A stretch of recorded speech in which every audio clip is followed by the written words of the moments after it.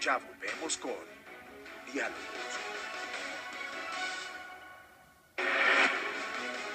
Diálogos. En uno de sus libros, que se titula El desacuerdo, usted parece insistir que más que llegar a consensos en una sociedad democrática, lo que se trataría es de posibilitar también la emergencia del disenso. En este momento, precisamente, en nuestro país, el Estado ha aceptado la demanda de la insurgencia armada para realizar, una vez más, unos diálogos en pos de la consecución de la paz después de 50 años de un conflicto armado político. ¿Usted cree que es posible que unos diálogos de paz, sin un derecho quizás al disenso, a pensar diferente en un país como el nuestro, donde la desigualdad social es enorme y donde pensar diferente precisamente era un pretexto, bien sea para el exterminio o también para el exilio?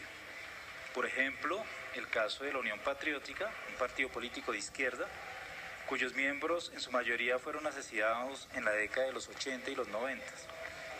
O dicho de otra manera, ¿es posible llegar a un acuerdo común sobre lo fundamental sin excluir el disenso, o más bien fundado en él? ¿Sería posible? Es una última pregunta.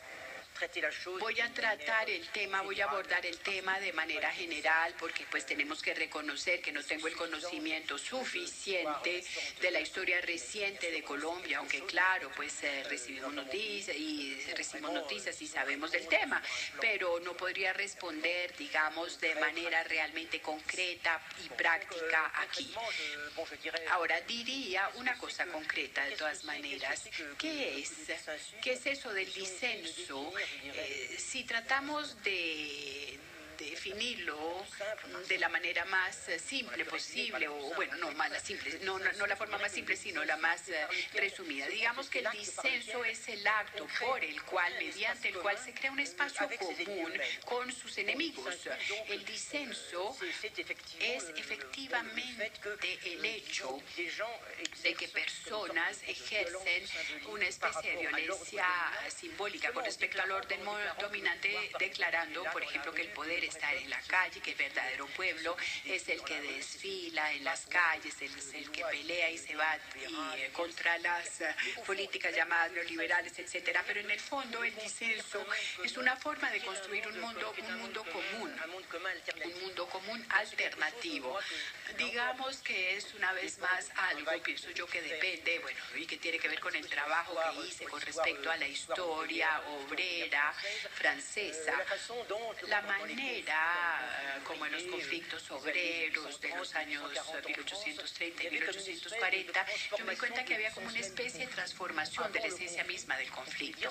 Antes del conflicto se podía decir que se trataba de una guerra en el sentido de que si los patronos no estaban de acuerdo, pues los obreros iban todos y se iban a buscar trabajo a otra parte. Digamos que era una especie de guerra, usted o yo, o nosotros. Pero en el fondo, el invento de la huelga como forma moderna fue crear en su lugar un espacio para el disenso que surge como un espacio de razón.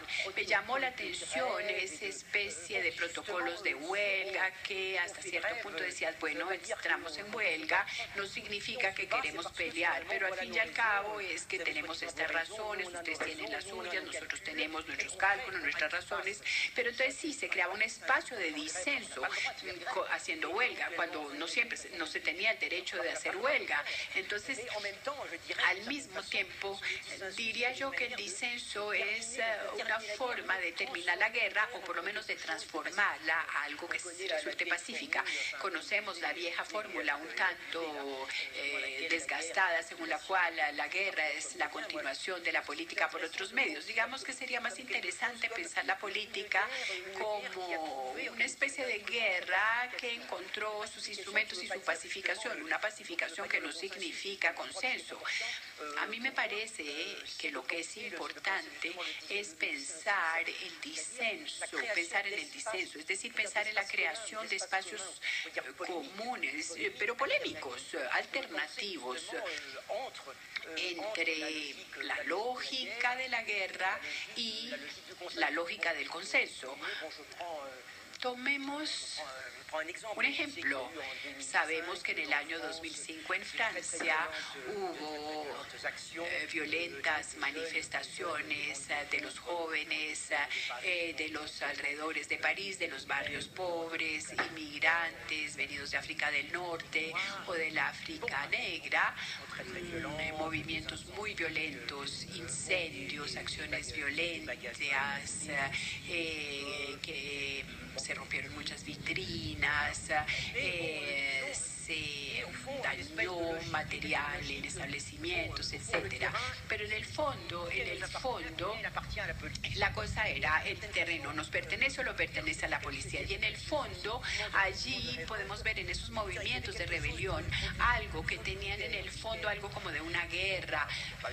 Bueno, no hubo muchos tiros, sí los hubo, pero no tantos. Pero en el fondo, prácticamente en ese momento, esos jóvenes no trataron hasta cierto punto de crear un espacio común para proponerle al enemigo.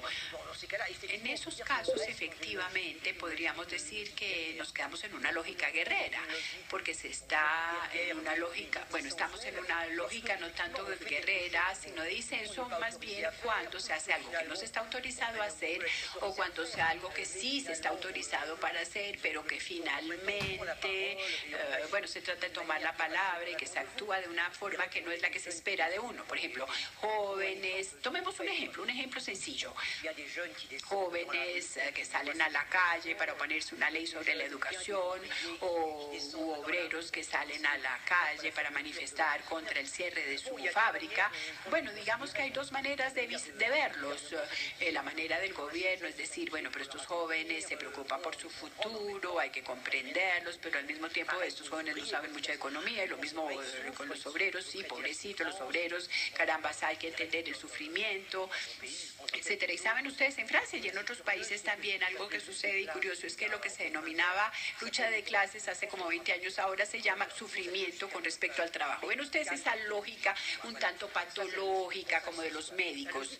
Esa es la lógica del consenso. Y la lógica del disenso consiste precisamente en decir que los jóvenes que están en la calle no están en la calle precisamente porque estén inquietos y preocupadas, sino porque ellos piensan también que tienen algo que decir con respecto a la educación que reciben, que se les da y que se les propone. Y al mismo tiempo que los obreros que salen a la calle para protestar por el cierre de su fábrica no salen allí solamente porque sufren, porque están tristes, porque van a perder su empleo, sino porque piensan que después de todo ellos también saben lo que es una fábrica, saben lo que es un trabajo, saben lo que es la producción, lo que es la economía y saben lo que es pensar en el futuro y por lo tanto tiene su palabra que decir. Entonces son manifestaciones autorizadas, legales, siempre tienen ese elemento de disenso. En el fondo, los que actúan y se transforman en sujetos que no se adecuan siempre a lo que se espera de ellos.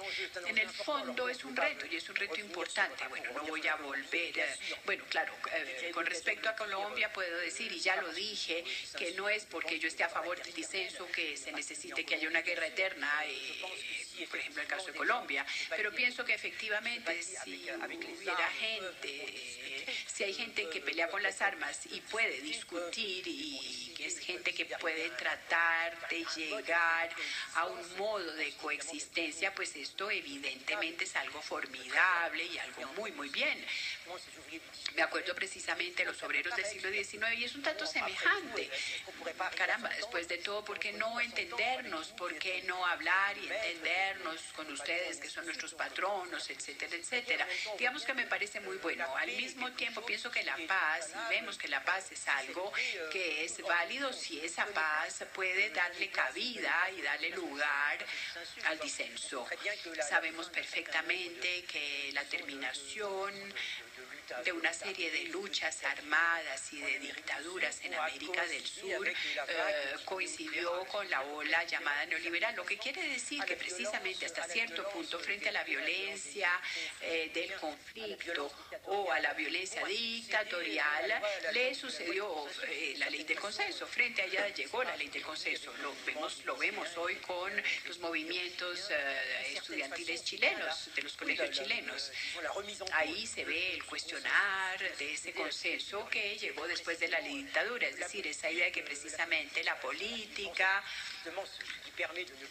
justamente lo que permite no solamente dispararle al adversario para mostrar que se tiene derechos, sino que al mismo tiempo la política permite inventar constantemente formas de presencia alternativas con respecto a la incorporación del poder popular en el Estado.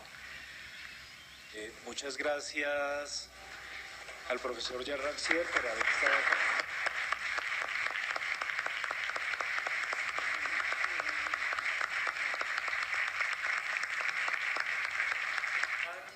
Las dos siguientes actividades programadas por el técnico seminario internacional Antonio Cano.